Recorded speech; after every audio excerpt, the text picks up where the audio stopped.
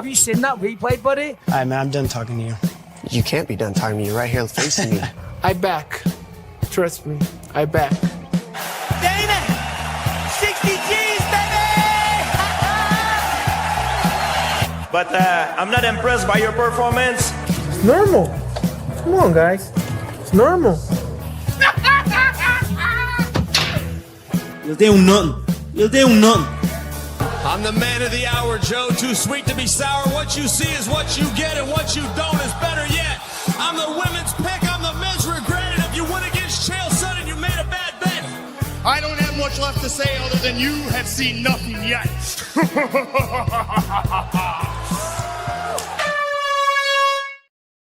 What's happening, Fight Week Show, First Fight Week Show people? Them we are back with another episode of Don't Stop Shakedown, and today we have a special guest with us, Alex Lahore. Salute to you, my brother. How you doing? You good? Yeah, I'm good. I'm good. Yourself? Yeah, man. We're all right, man. We're all right. I'm feeling better today, man. We just been through a crazy match there with Brighton, and I got my other two boys here, my co-host in the house. We got MMANomaly in the house. We got Yow. Kick him in the head. He's right here with us.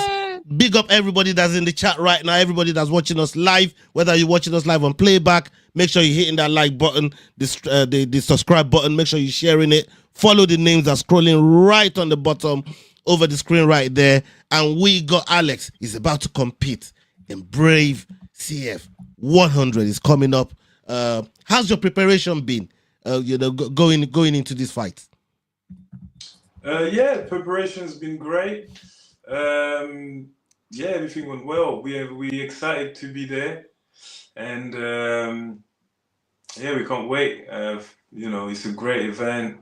It's we're about to make history, and that's it.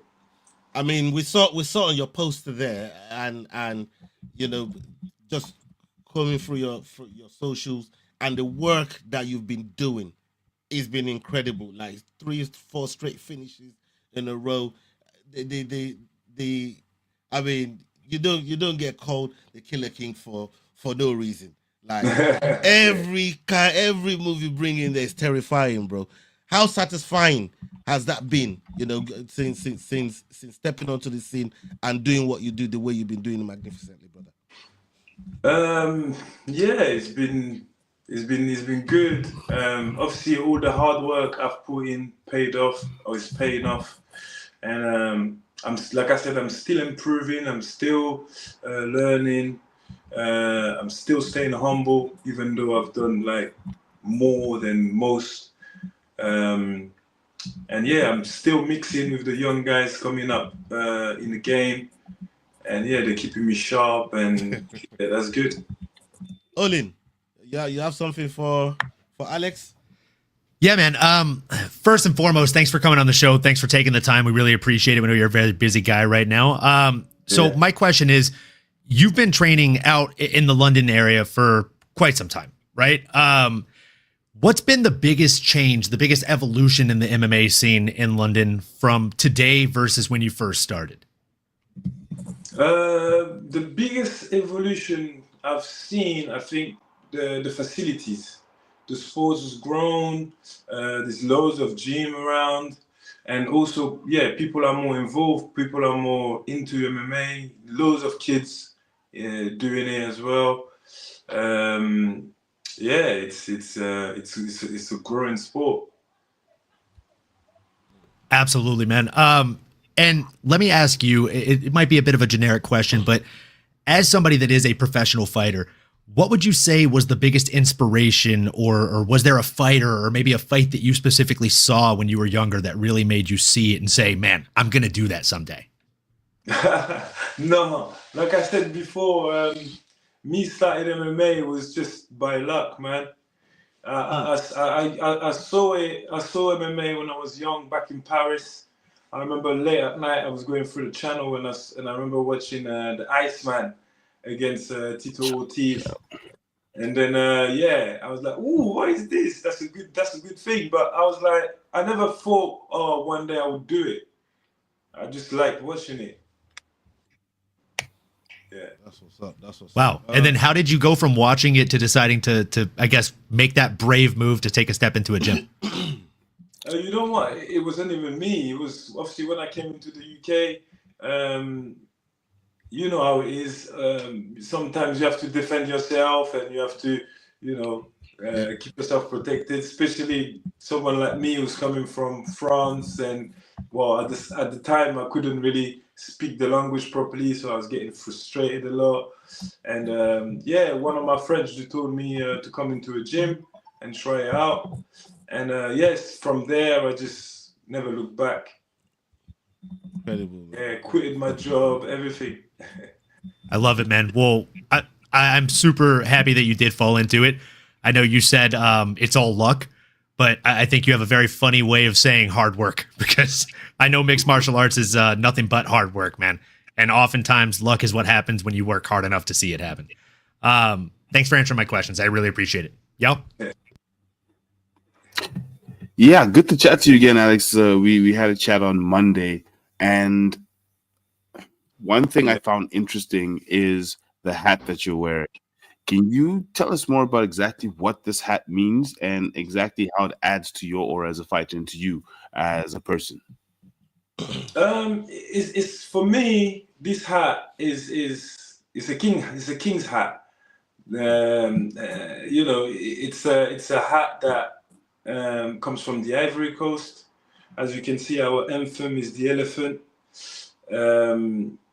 So yeah, for me in MMA, in Ivory Coast, I'm the king of MMA because no one's in Ivory Coast has done what I've done in MMA. So that's why I wear the crown.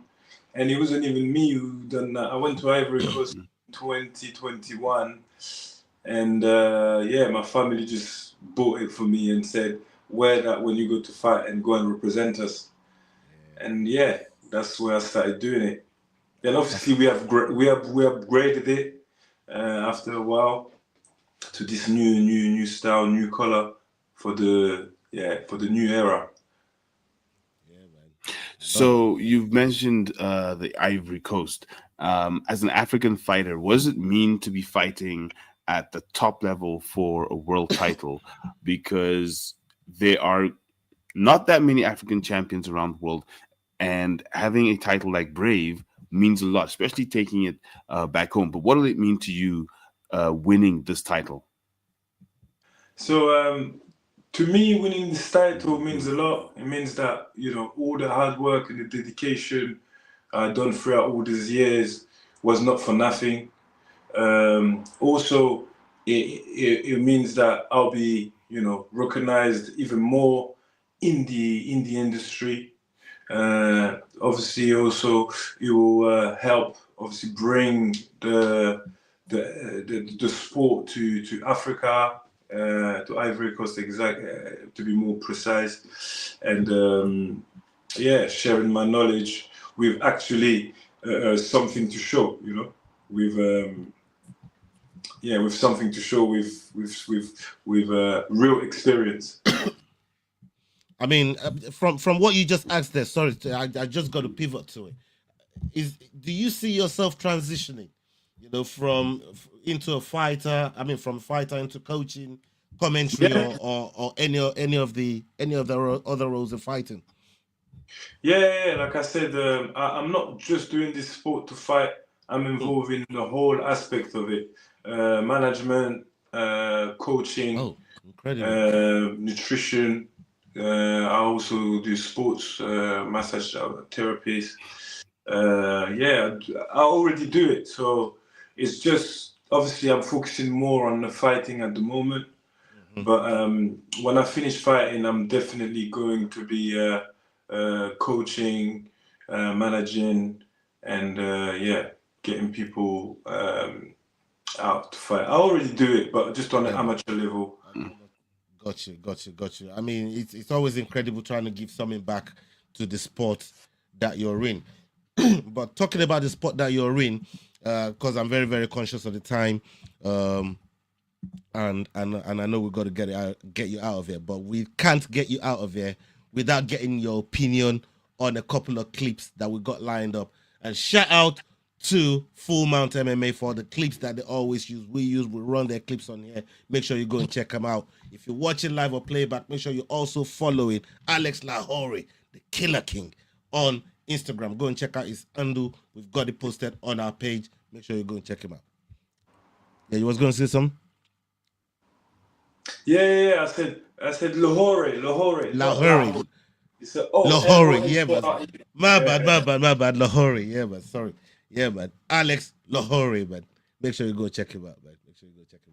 Okay, let's get to these videos real quick, and then we'll get your take on it, on what's been going on. Okay, here's the first one. Aljamain Sterling had a very interesting take on Tom Aspinall's eye poke situation over the weekend.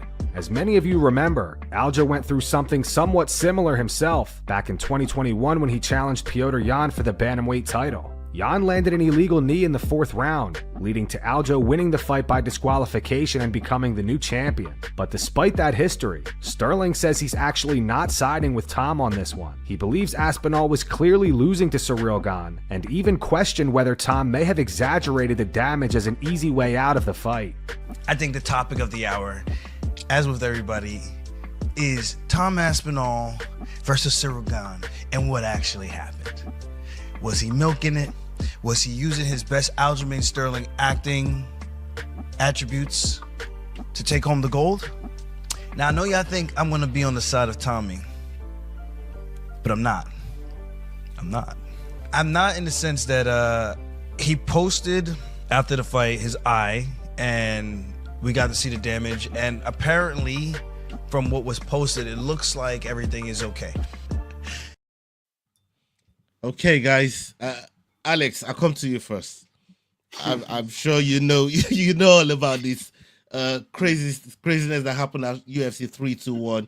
You know, he's been the talk of the town. John Jones is back. He's talking. What do you make of this whole situation with Tom? And how did you see it from a professional standpoint? Like, for me, well, I don't want to be too rude, but he pussied it out, man. Easy. The first few exchanges, he realized that Ciryl Gane was on a different level, and he was struggling to get close. I think Ciryl broke his. I don't know if he broke his nose or caught his nose quite nicely.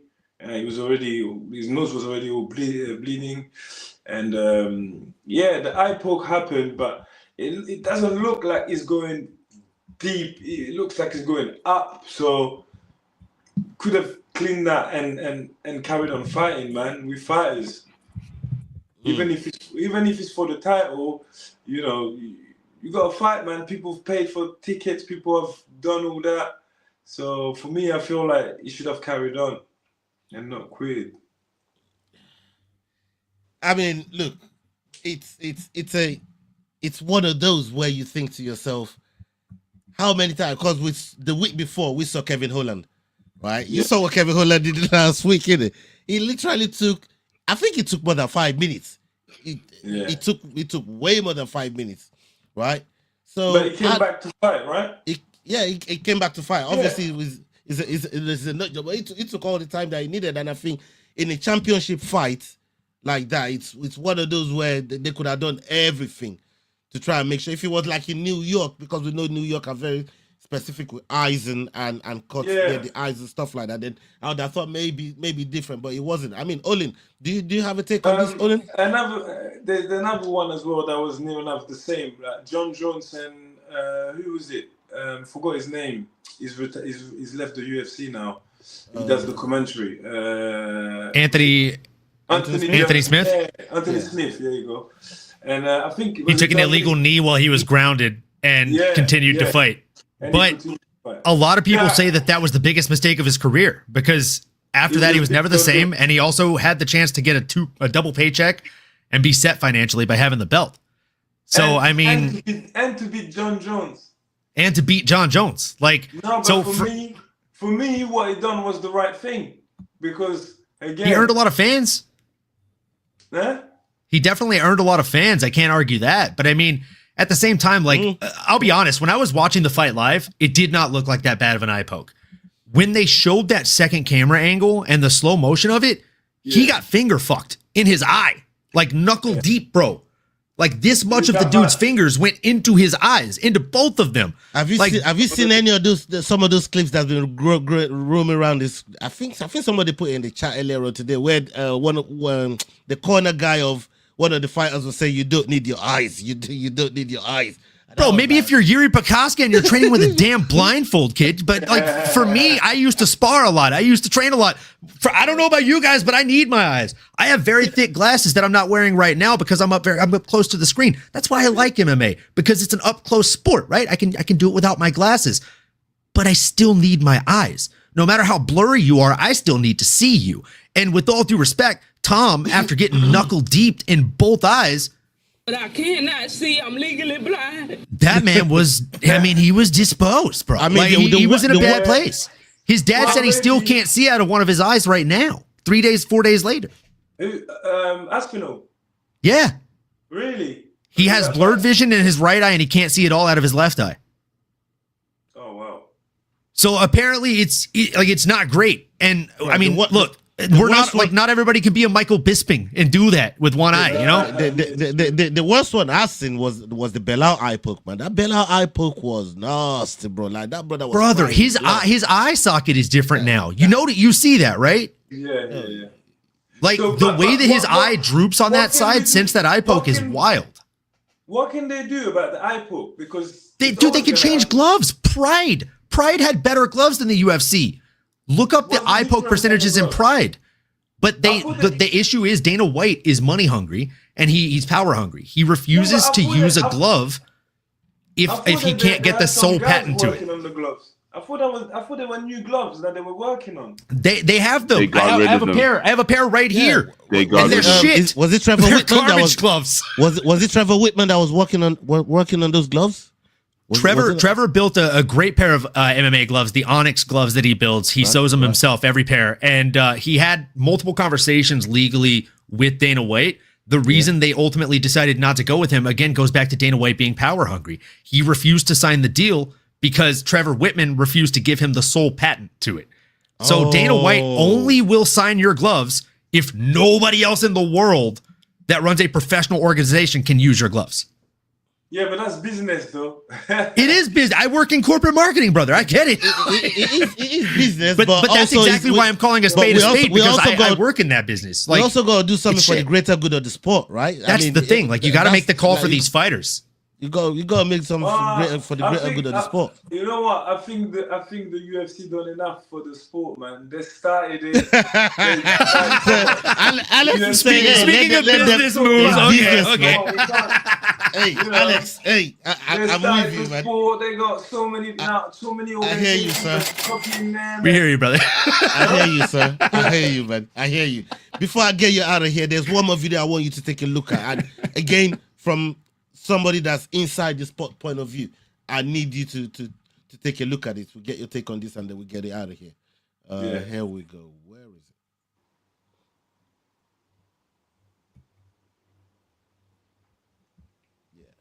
Daniel Cormier was not happy after Tom Aspinall released footage of their private conversation on his YouTube channel. In the lead up to UFC 321, Tom posted a behind-the-scenes video that showed DC approaching him and believing they were speaking off camera, telling Tom he's about to run through the rest of the heavyweight division. DC also made some comments about Jailton Almeida, saying he can't fight. These matchups in this division, like, what type of run you can go on? Yeah, man. You go crazy. You can, like, change your life. Yeah. Because, I mean, what is Almeida's fighting, sir? Jailton can't fight. Who do you think's going to win? Jailton, I don't know. DC says that he thought UFC Embedded was filming at the time and didn't realize the microphone clipped to Tom's shirt was for his own channel. DC admits that he feels bad about the comments he made regarding Jailton Almeida. Speaking of Jailton Almeida, so thank you so much for that YouTube video with Tom Aspinall. Him and I were talking, and we got like this hot. The mic was on me, and I was talking to Tom about the heavyweight division. You had it right. You had it right, Chill. I was literally trying to tell him you could possibly be on the verge of something tremendously special right now, right? What I was saying was that in that statement, I was saying Jailton's going to grapple you, right? It's not as dangerous a fight. And I could have done a better job of saying that to Tom. Now, I was a little upset that Tom didn't release that, if I'm being honest with you. I thought... Okay. I mean... DC put on his Donald Trump impression real quick, huh? It's fake news. It never happened. You're right there in the industry, Alex. I mean, you're having private conversations with people and they go and put out your shit. Like, how mad will that get you? If you're just supposed to stay private, man, and then you just put out like that. It's part of the game. You gotta watch every angle, man. You gotta be an all-rounder. You can't be sleeping. I love Alex. Yep. You gotta be the all-rounder. It's dog world out here, yeah. If that was me, I would have done the same. I would have posted that. Oh. If I had that footage, I would have posted that because that's what it's about. We want to see that. We want that entertainment. That's why we're talking about it. We want that. We want DC to say, "Oh no, I wish he didn't posted that." I want to see how it is outside. We want to see how it is like. Obviously, that was DC being himself, not knowing he's being recorded. How is DC really? Is he how it is on the TV? How is it different? So now on that video, you can see that obviously he likes Tom Aspinall. You can tell that he's friendly with him and he likes him because he's giving him advice and guiding him to do good. So you can tell that he's got his favorites. Like he likes Chimaev. I see him playing around with Chimaev a lot. And we're just all humans, man. And that's why. But if you was Almeida, would you want DC to run commentary on your fight? No, I would have course. If I was Almeida, I would have course. And when I saw him, I might have got in a fight with him. Almeida saying whatever the opposite of eso is. I know that one means yes. Alex said if it's Almeida, but he's on site, yeah. He's on site. He's on site. You know how DC likes to do like the playful takedowns with all the fighters for the fighter interviews? As soon as he tries to do that shit with Almeida, Almeida's going to be like, no. What do you mean? He let him try. And then powerbomb him. I don't know if he could powerbomb a 350-pound man. You'd be surprised. Fair. I mean, Hamza picked him up. I mean. Yeah, exactly. Hamza picked him up. So, he made him look like a child. It was actually insane. Hey, people, if you didn't peep it, yeah, Alex just broke down both sides of that coin for us, man. If it was Tom, he's releasing that fucking tape. And if it was Almeida, he's on site, bro. I mean, I feel like that's the right answer on either side. Is it DC? Say that again. I can't fight, yeah? Oh my God. No, this is made my night, but Alex, you're fantastic. Thank you so much for the time. Very, very conscious of the time that you've given us. And bro, I would love, because we do this for about an hour and some change, I would love you on a proper night that we do this. And I was gonna add something as well. You caught me by surprise with the Aspinall thing, because as you know, I'm preparing for my fight, so I'm not even watching so much. But I've watched the fight. I saw the iPoke live, but I didn't properly look deeply into it. Like, that's why I didn't even went all the way in. There weren't even that much of the fight. They weren't even, you know what I mean? They weren't that much of the fight. Yeah, it was about what, 3 minutes of the fight? Yes. I think it was like 4 minutes and 47 seconds or somewhere around there. Something like that. It didn't get but it was less than a round. So like they were just both finding their range. They were both just getting started. And with all due respect, like every strike both guys landed were considered significant, and they were within 3 strikes of each other. So it was a very close fight. Yeah, it was. Yeah, man. So after your fight, brother, we'd love to have you back. You know what I mean? Talk to you about your fight. You know what I mean? Get you out there to more people, and have some fun evenings with you. Yeah, I'll have some more times then. Yeah, man. That'll be time. We can talk for longer then. That would be wicked. That would be wicked. I just finished training earlier. I came home. I had a few things to do. No, we appreciate your time, man. We and then tomorrow I'm training early morning. It's nearly 11 o'clock. So yeah, man. The sleep is important. Yeah, man. Yes, sir. I understand it. We Very, got very a big conscious of it. title. We got a big title to go and get. So Yes, we gotta sir. make sure Yes, that- sir. That's right, baby. Let's We got go. a big title to go and get. Everybody, That's make right. sure you following my brother's page. Alex Lahore is going to be fighting next month, 7th of November. Brave 100 is coming up, is loading, and this brother got a title to go and get. We're right there with you. We're going to be supporting you. We're going to be rooting for you. We're going to be posting you as well. So make sure you look out for the tags as we'll be inviting you to collaborate on the post. Salute to you. Olin, Yao, you got something for Alex before we get him out of here? Yeah. No more questions. I know time is valuable and you've got sleep on your mind right now. So no other questions. Just good luck on your fight. I know you don't need luck. I know you said you got into MMA because of luck, but I think otherwise. I think you got into it because you're addicted to hard work and you've become addicted to winning. So keep on winning and keep it up, man. I don't think it was luck. I don't believe in luck. I think it was just faith, man. Hey, I like that better. I like that better. Faith. That's what I was meant to do. That's what I was meant to do. I think you're meant to win that next fight too, baby. Keep it going.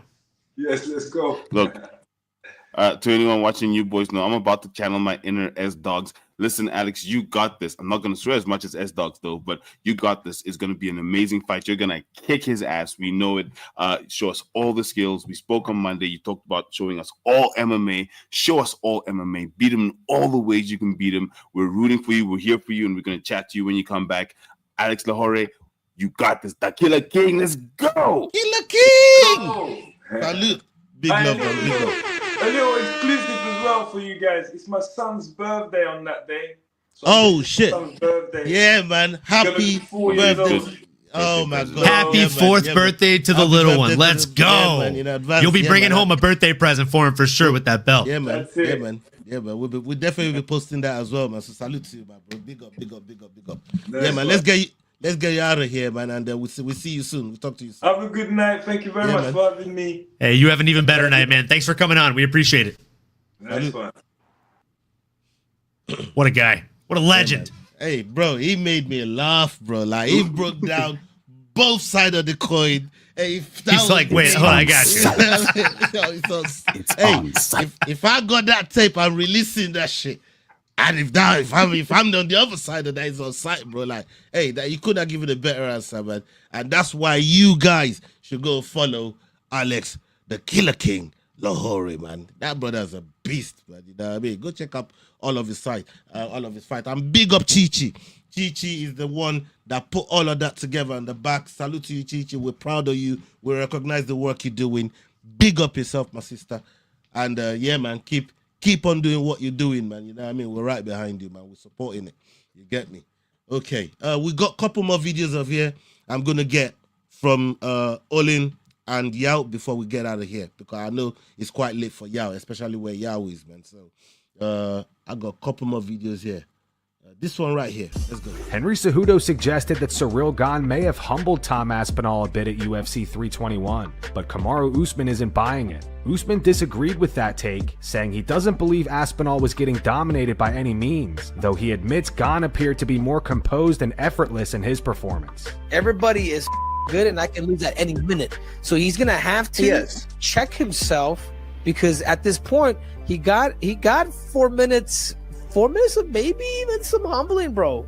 You know what I'm saying? Where God papped him up a little bit. Whoa, listen. Let's not just act like Tom was getting his ass whooped out there. Let's not do that. Tom looked fast, looked strong, looked big, he was throwing them things too. They both touched each other. It's just that Ciryl Gane looked a little more effortless. Yeah, they both but touched anyways, each other. Like come I on, said, we could be on this. We could be on this forever, bro. but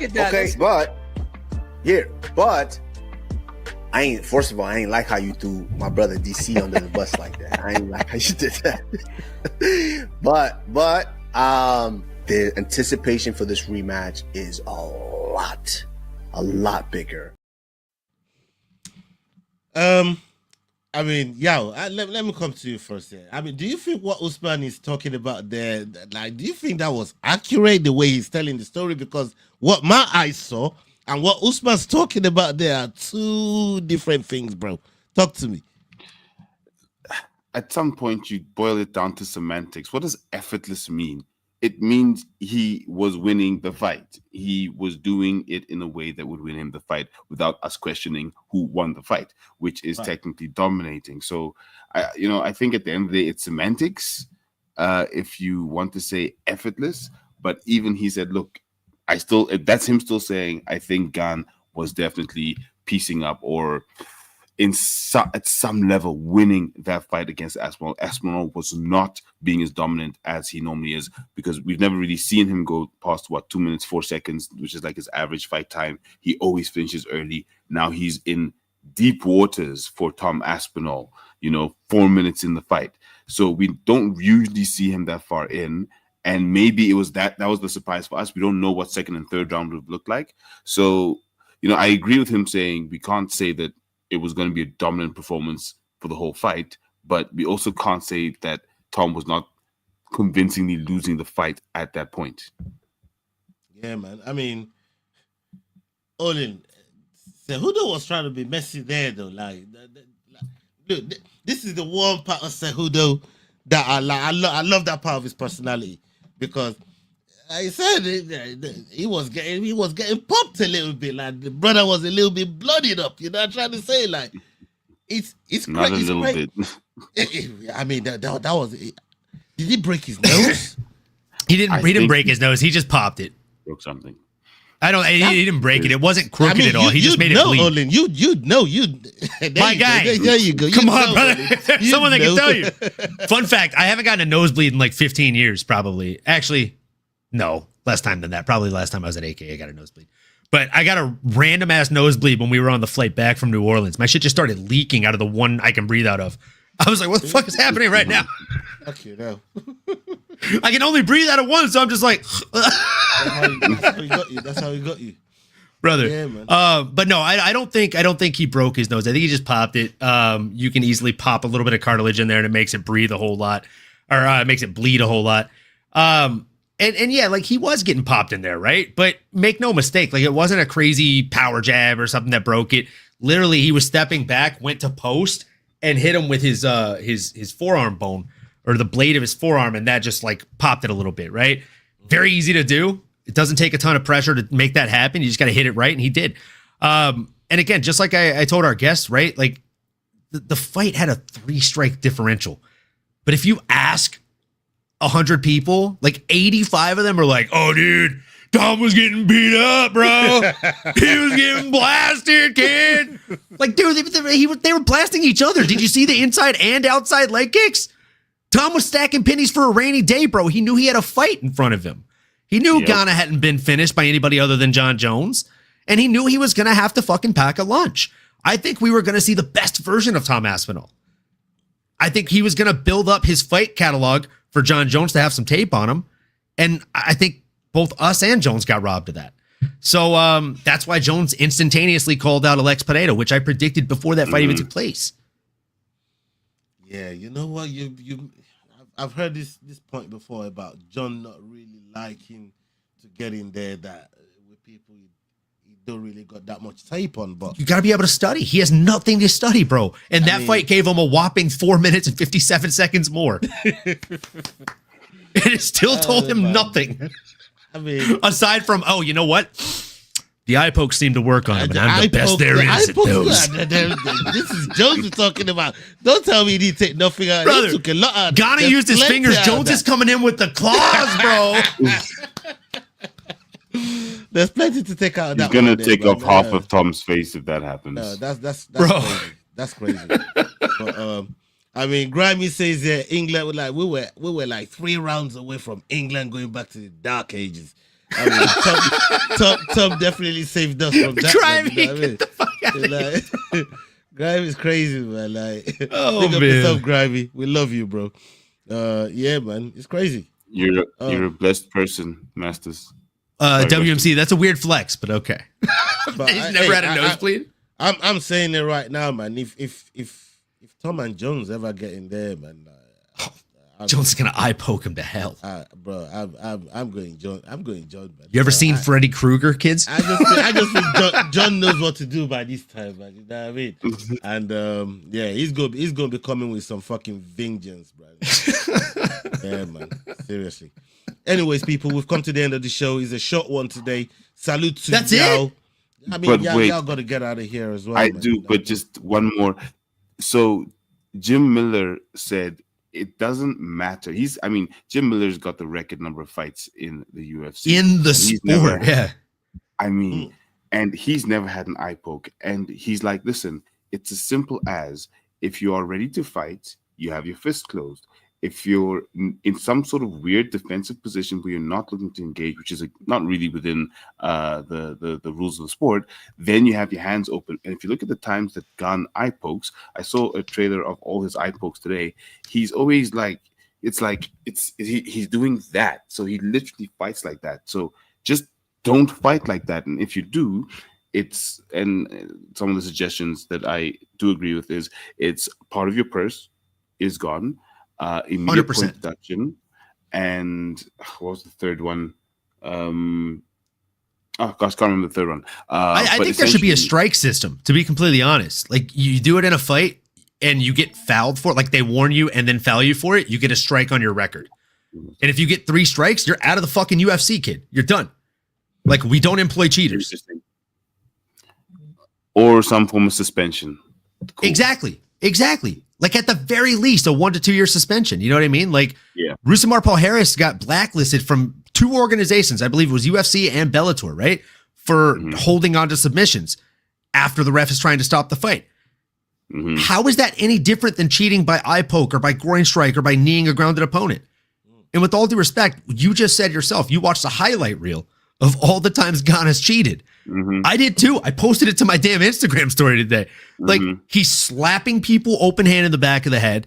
He's kneeing grounded opponents. He's like doing multiple things. He uppercutted a guy in the cup. He kneed multiple guys in the cup. Like, and the guy doesn't have a huge fight catalog. And I would say he's cheated in about 90 to 95% of them. That's crazy, man. So at what point in time do we say, oh, well, you know what? Maybe he is doing it on purpose. And also, let me just propose one more thing on this topic. I know you're trying to get out of here, but I got to say this. This is an American sport, right? I'm going to use NFL, right? American football. If there's a flag on the play, right? If roughing the passer, the quarterback's already thrown the ball and a tackle hits him after that, he's getting a foul for roughing the passer. Oh, do you think he did that on purpose? He was already running. Maybe he couldn't stop himself. Doesn't fucking matter. He hit the guy, and that's against the rules. Now you lose yardage. You are penalized for it.